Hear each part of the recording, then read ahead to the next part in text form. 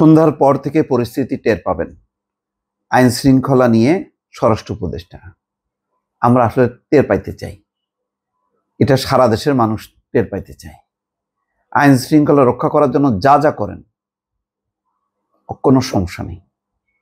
আমি তো কয়েকদিন থেকেই বলছি যে সশস্ত্র সন্ত্রাসী অস্ত্রশস্ত্র নিয়ে আস, দেখা মাত্রই অ্যাকশন নেন, সাথে সাথে স্পট, মানুষ খুশি হবে, আল্লাহর দরবারে দোয়া করবে, কোনো রকম আফসোস করবে না। কেন বিচার বহির্ভূত এই ঘটনা ঘটলো, আইন বহির্ভূত হইলো, কেন আইনের আওতায় নিয়ে আসা হলো না, এগুলি কোনো রকম কেউ প্রশ্ন তুলবে না। স্পট করেন, মানুষ দোয়া করবে। আমি বললাম মানুষ আনন্দ মিছিল বের করবে, মিষ্টি খাওয়াবে। এখন বিক্ষোভ মিছিল নিয়ে যায়, তখন মিষ্টির হাড়ি নিয়ে স্বরাষ্ট্র মন্ত্রণালয়ে দৌড়াবে। আমি বলছি এটা করবেই মানুষ, অতিষ্ঠ একেবারেই। মানে সন্ধ্যার পর মানুষ বেরোতে এখন গা ছমছম করে। সুতরাং অ্যাকশন প্রতিদিন 8টা 10টা 5টা অ্যাকশন রাজধানীতে। 1 মাস কষ্ট করলে সব সাফ হয়ে যাবে। একেবারে রক্তের মধ্যে ভয় ধরা দেন। ঠান্ডা পানি বলে না, শরীরে ঠান্ডা পানি বয়ে যায় ভয়ে, ওইরকম পরিস্থিতি করেন, কোনো সমস্যা নেই। একেবারে সারা দেশের মানুষ এটা ম্যান্ডেট দিল। দেশের আইন শৃঙ্খলা পরিস্থিতি উন্নতি করতে আজ সোমবার সন্ধ্যার পর থেকে আইন শৃঙ্খলা রক্ষাকারী বাহিনী কাজ শুরু করছে বলে স্বরাষ্ট্র উপদেষ্টা জাহাঙ্গীর আলম চৌধুরী জানিয়েছেন। আলহামদুলিল্লাহ। এই বিষয়ে তিনি সাংবাদিকদের প্রশ্নের জবাবে বলেছেন, সন্ধ্যার পর থেকে পরিস্থিতি টের পাবেন। বিকেলে সচিবালয়ে স্বরাষ্ট্র মন্ত্রণালয় সভাকক্ষে অনুষ্ঠিত কোর কমিটির সভা শেষে সাংবাদিকদের এই কথাগুলো বলেন স্বরাষ্ট্র উপদেষ্টা। দেখেন, এই খবরটা বলতেও আনন্দ লাগছে, খুশি লাগতেছে যে আমরা টের পাইতে চাই।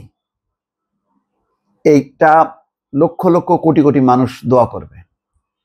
তবে আমি আবারও বলি, সব দায় কিন্তু স্বরাষ্ট্র উপদেষ্টা, পুলিশ, আইন শৃঙ্খলা এদের উপরে চাপায়েন না। মানুষকে সাহসী হয়ে আগায় আসতে হবে। মানুষ সাহসী হয়ে আগায় এসে কিন্তু একটা স্বৈরশাসকের পতন ঘটাইছে।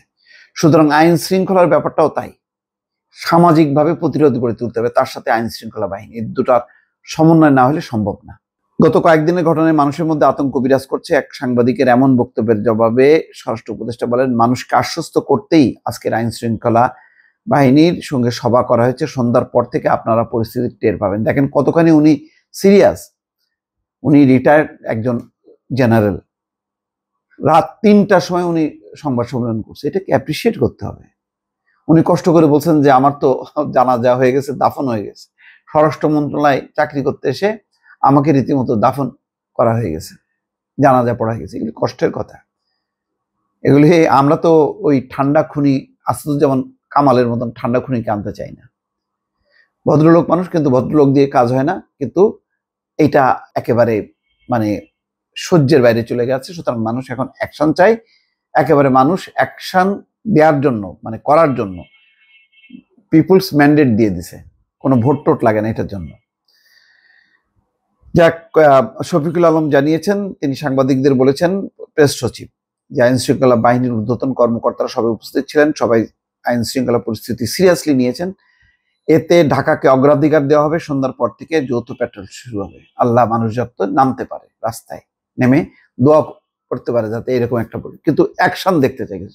কিছু দৃশ্যমান অ্যাকশন না হলে এটা কোনোভাবেই হবে না। এটা সাফ কথা। দর্শক ভালো থাকবেন, আল্লাহ হাফেজ।